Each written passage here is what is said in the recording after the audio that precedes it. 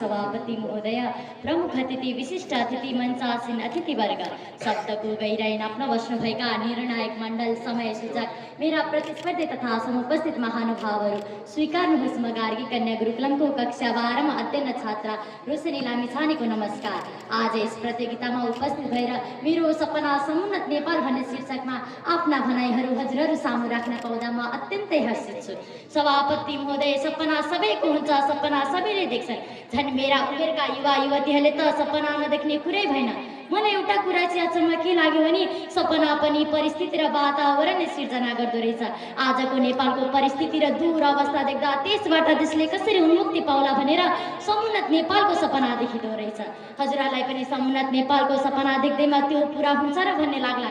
तर मलाई विश्वास छ मेरो सपनामा, किनकि यो सपना मैले बिस्तारामा निधाएर देखेको सपना होइन, यो सपना मैले खुला आँखाले देखेको सपना हो।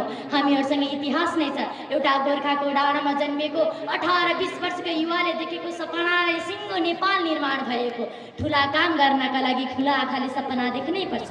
नेपाल देश वास्तवमै भूस्वर्ग हो, यसमा कुनै सन्देह छैन।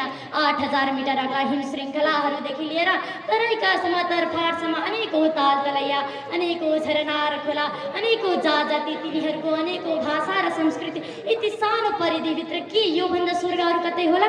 तर जब स्वर्गमाथि दानवहरूको कुदृष्टि पर्छ, त्यसपछि त्यहाँको विकास सकिन्छ, त्यहाँको अस्तित्व सकिन्छ। आज मेरो देशको अवस्था हेर्दा त्यस्तै लाग्छ। राजा महेन्द्रले समुन्नत नेपालको सपना देखेर राजमार्गदेखि लिएर उद्योग कल कारखानासम्मको विकासमा चालेका कदमहरू इतिहासको पानामा लेखिएकै छ। यसरी इतिहास पल्टाएर हेर्दा नेपाल पहिले समुन्नतको पथमा हिँडिसकेको थियो। तर आज म जुन नेपालमा उभिएकी छु, त्यहाँको अवस्था हेर्दा फेरि समुन्नत नेपालको सपना देख्नुपर्ने भएको छ। सभापति महोदय, हामी हिमालको काखमा फुलेका फुल हौँ। पशुपतिनाथ र गुह्येश्वरी भगवतीको आशीर्वाद सधैँ हाम्रो शिरमा छ। यो देश गुरु गोरखनाथ र भगवती कालीको आशीर्वादले बनेको देश हो। त्यसो त हामी त्यसै पनि आफ्नो मातृभूमिलाई स्वर्गभन्दा माथि राखेर सम्मान गर्छौँ र भन्ने गर्छौँ, जननी जन्मभूमिश्च स्वर्गादपि गरीयसी। जुन देश देवता र गुरुको आशीर्वादले बनेको छ, जुन देशको संरक्षणका लागि भनेर स्वयं भोलेनाथ राष्ट्रदेव भएर उभिनु भएको छ, त्यस्तो मेरो देशमा लामो समयसम्म राक्षसी प्रवृत्ति रहन सक्दैन। फेरि भगवान स्वयं रक्षा गर्नुहुन्छ भन्दैमा हामी ढुक्क भएर बस्न पनि मिल्दैन।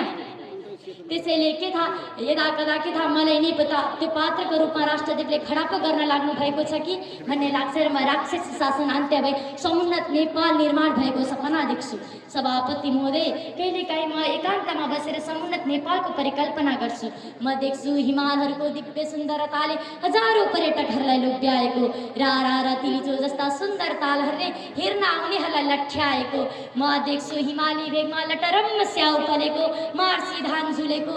म देख्छु मेरा मठ मन्दिरका काष्ठा कलाहरूले सबैको मनमा कला भरेको। म सुन्छु पहाडका झरनाहरूले समृद्धिको गीत गाएको। म देख्छु लुम्बिनी शान्त बसेर विश्वभरि नै शान्तिको सन्देश छरेको। त्यसपछि एकपटक आफैलाई प्रश्न गर्छु, यति धेरै अमूल्य निधिहरू हुँदाहुँदै पनि किन आजसम्म समुन्नत बन्न सकिन?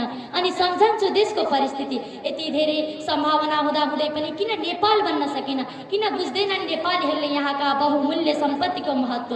किन सधैँ पछाडि पर्यो मेरो देश?